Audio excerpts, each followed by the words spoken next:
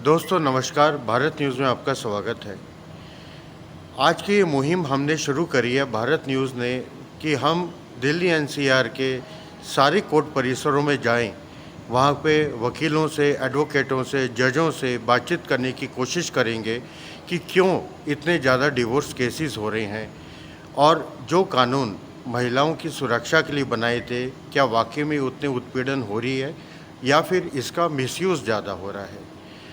पहले बड़े शहरों में होता था, कुछ फैमिलीज़ में होता था, आजकल ये चीज़ हर छोटे बड़े गांव, ज़िले, हर जगह डिवोर्सेस चरम सीमा पे हैं। इस वक्त हम सूरजपुर, नोएडा कोर्ट परिसर में हैं, जिसमें हम एडवोकेट कुणाल गर्ग जी हमारे साथ हैं। आइए इनसे पूछने की हम कोशिश करते हैं, जानकारी लेते हैं कि डिवोर्स केसेस क्यों हो रहे हैं, क्या कारण है और इसके कानून क्या वाकई में ही मददगार हैं या सिर्फ एक ये उत्पीड़न आदमियों के लिए एक नई सरदर्दी बन गई है। कुणाल जी, आपका स्वागत है भारत न्यूज़ में। आपसे पूछना चाहेंगे कि क्या कारण है आजकल समाज में इतने डिवोर्स केसेस हो रहे हैं, आए दिन डिवोर्स डिवोर्स डिवोर्स, हर दूसरे घर में डिवोर्स हो रहे हैं। देखिए, डिवोर्स जो है पहले हुआ करते थे किसी रीज़न की वजह से। आजकल जो डिवोर्स हो रहे हैं वो एक कन्वीनियंस बन गया है। तो मियाँ बीवी में झगड़े हो गए, आमतौर पे हर जगह होते हैं, तो बड़ा इजी हो गया ये बोलना कि हम आपसे जो है डिवोर्स ले लेते हैं। तो उसके चक्कर में डिवोर्स बहुत ज़्यादा हो रहा है। दूसरा ये कहानी हो गई है, जैसे ही आपका कोई भी झगड़ा होता है, आप आस पड़ोस वालों के पास बात करने जाते हो या फिर अपने लॉयर से बात करने जाते हो, तो लॉयर ये बोलता है, मियाँ के पास जाते हैं तो पति को ये बोलते हैं कोई बात नहीं, आप डिवोर्स ले लीजिए। अब अगर बीवी के पास जाते हैं तो बीवी को समझा देते हैं कोई बात नहीं, हम आपके पति को जो है सबक सिखाएंगे, और उसके लिए वो बुके ऑफ केसेस डाल देते हैं उठा के आपके पति के ऊपर, जिसके अंदर आपके पास डाउरी का भी केस आ गया, डोमेस्टिक वायलेंस का भी आ गया, मेंटेनेंस का भी आ गया। तो ऐसे करके बहुत सारे केसेस आपके ऊपर डाल दिए जाते हैं। अगर आपके और भी फैमिली मेम्बर्स हैं, उनके ऊपर कुछ दूसरे भी केसेस डाल दिए जाते हैं। तो ये एक कन्वीनियंस बन गया है। जैसे कि हम देखते हैं कुणाल जी कि कुछ साल पहले की बात है, जब हम 80s और 90s की बात लें कि वाकई में महिलाओं को उत्पीड़न हो रहा था, उनको जलाया जा रहा था, उनको मारा जा रहा था, तब ये कानून में संशोधन हुए, कानून सख्त बने। अब जैसे कि एजुकेशन बढ़ गई है, अवेयरनेस बढ़ गई है, अब बेटी बचाओ बेटी पढ़ाओ का नारा जब से सरकार ने दिया, बेटियों को लोग बल्कि ज़्यादा पसंद करने लग गए हैं।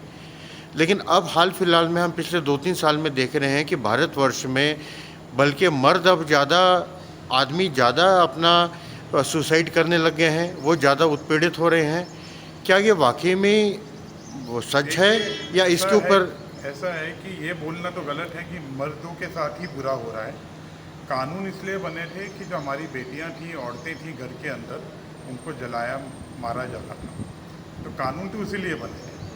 लेकिन हुआ क्या, जो एक बहुत बड़ी हार्श रियलिटी है कि जो वो औरतें और बेटियां हैं वो गांव में आज भी जल रही हैं, मर रही हैं।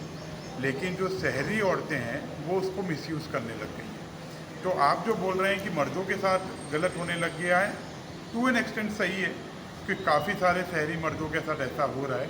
लेकिन वो औरतें ज़्यादा कर रही हैं अनफॉर्चुनेटली, जो पढ़ी लिखी हैं या फिर जो बड़े शहरों में रह रही हैं या फिर वो जो अच्छा कमाई कर रही हैं। जी, वकील साहब ये बताइए कि जैसे कि आजकल पता लग रहा है कि डाउरी केस के साथ साथ मेंटेनेंस केस के ऊपर ज़्यादा आदमी फोकस करने लग गया है। कहीं ऐसा तो नहीं जैसे कि आजकल समाज में पता लग रहा है कि मेंटेनेंस के नाम से आदमी से, पुरुष से पैसे ले लिए जाएं? क्या इसके ऊपर थोड़ा प्रकाश डालिए।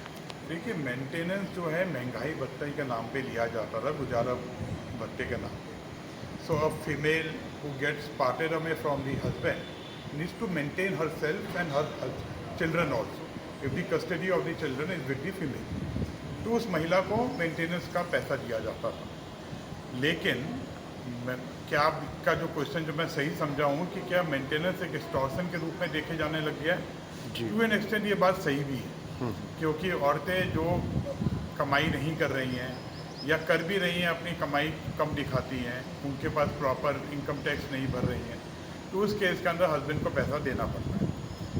ये कब तक देना पड़ता है? अब इसका कोई एंड नहीं है। ठीक है, अगर आप मेरे से पूछेंगे कि ये कितना देना पड़ता है, तो लॉ के अंदर ये कहीं पे भी डिफाइन नहीं है।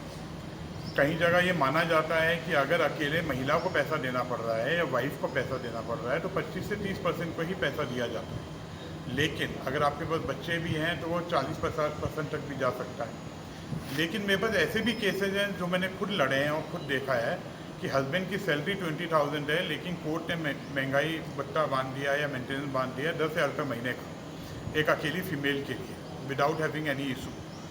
तो बोला वो भी चल रहा है मार्केट के अंदर और कोर्ट्स के अंदर।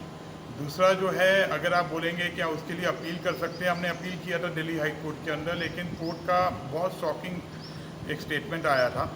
उन्होंने ये बोल दिया था कि हस्बैंड अगर नहीं दे सकता उनको बोलो 24 घंटे काम करें। क्या कोई 24 घंटे काम कर सकता है? या जज खुद भी कर सकते हैं। लेकिन ये एक जनरल परसेप्शन बन गया है कि आपको मेंटेनेंस तो देना पड़ेगा। अगर आप 10,000 रुपये महीना मेंटेनेंस बांध दी गई है, इसका मतलब कुछ नहीं है। वो एक बहुत मिनिस्कल अमाउंट है जो कि हस्बैंड को पे करना ही चाहिए। लेकिन क्यों करना चाहिए? क्या मालूम फीमेल भी जाके अपना काम कर रही है, वाइफ कहीं और काम कर रही है जिसको वो कहीं शो नहीं कर रही है।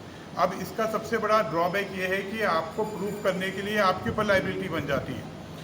ना पुलिस उसको जाके प्रूफ करेगी, ना कोई और करेगा। हस्बैंड जाए अपने या तो कोई प्राइवेट डिटेक्टिव्स पकड़े या अपने मीन्स यूज़ करे और उसको जाके प्रूफ करे कि वाइफ इतना कमा रही है, जो चीज़ गलत है। तो ऐसा क्यों है कि हमारे कानून में हमारे जो कानून चल रहे हैं उसमें कहीं ना कहीं हम पिछड़ रहे हैं कि आंख बंद करके, जैसे आपने बताया 20,000 में 10,000 अगर सिर्फ उस महिला को देने के लिए कोर्ट ने बोल दिया तो बाकी 10,000 में वो खुद क्या करेगा, अपने माँ बाप अपने घर परिवार को कैसे चलाएगा। तो ऐसा क्या मतलब ये क्या कहते हैं, कोई ऐसा कानून कोई प्रक्रिया बनी है जिससे कि पता लगा सके?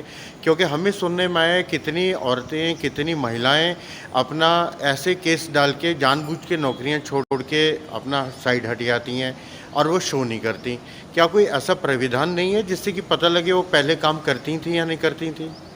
अनफॉर्चुनेटली ऐसा कोई अभी तक तो इवॉल्व नहीं हुआ है।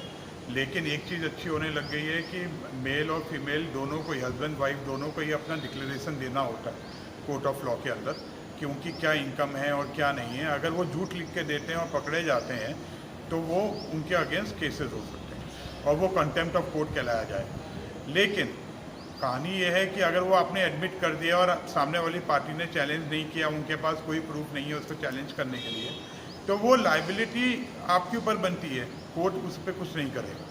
तो अल्टीमेटली होता क्या है कि बहुत सारे केसेस के अंदर हस्बैंड को मालूम ही नहीं होता कि वो कैसे सारा डाटा निकलवाएं और कैसे उनका बैकग्राउंड चेक करवाएं। ये तो एक ऐसा है कि जो कि ना ख़त्म होने वाला किस्सा है और ये चलता रहेगा। हाँ, इंडिया में लॉ इवॉल्व होना अभी बहुत लंबी कहानी है। धीरे धीरे करके अब जजेस को भी समझ में आ रहा है, कोर्ट्स को भी समझ में आ रहा है कि हाँ ये इसका मिसयूज़ हो रहा है। तो अब थोड़े स्ट्रिक्ट बनते जा रहे हैं, लेकिन बहुत ज़्यादा अभी इसके अंदर चेंजेस आने बाकी हैं। तो जैसे हमारे ऑनरेबल सुप्रीम कोर्ट, क्या उनमें कोई ऐसी प्राविधान संशोधन होने का कुछ आसार है जिससे कि इससे जो महिलाएं प्रताड़ित हो रही हैं उनको भी न्याय मिले और जो बेचारे पुरुष प्रधान जो वैसे ही प्रताड़ित हो रहे हैं अब आजकल के न्याय के कारण, आजकल के लॉ के कारण, उनको भी अपना कुछ समाधान मिले, उनको भी राहत मिले? देखिए, time to time supreme court अपना जजमेंट देते रहते हैं। काफ़ी सारे लैंडमार्क जजमेंट आए हैं। इवन वो जुडिशल एक्टिविज्म के थ्रू भी काफ़ी केसेस पे उन्होंने इंटरफेयर करके उसके अंदर लैंडमार्क जजमेंट दिए हैं। तो ये तो नेवर एंडिंग प्रोसेस है जो कि चेंजिंग सोसाइटी के साथ लॉ चेंज होता रहता है। वो स्टडी ऑफ लॉ होती है, हमें इसको साइंस बोलते हैं, जूरिस्प्रूडेंस हमारी लॉ के अंदर, वो तो इवॉल्व होता रहे। दोस्तों, जैसा कि हमने देखा, हमने एडवोकेट साहब से बात करी, उनसे काफ़ी कुछ हमें पता लगा।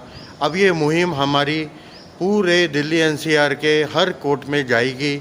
हम अलग अलग और अच्छे कोर्ट एडवोकेटों के साथ, जज साहब लोगों के साथ बातचीत करने की कोशिश करेंगे। हम कुछ पुलिस अधिकारियों से भी बात करने की कोशिश करेंगे जिनके पास सबसे पहले ये कंप्लेंट आती है कि वाकई में यह कंप्लेंट किस हद तक, कितनी सच्चाई रहती है इसमें, या फिर एक ये पैसा ऐंठने की या उत्पीड़न होने की या करने की या कोई बदला लेने का सिर्फ एक माध्यम बन गया है।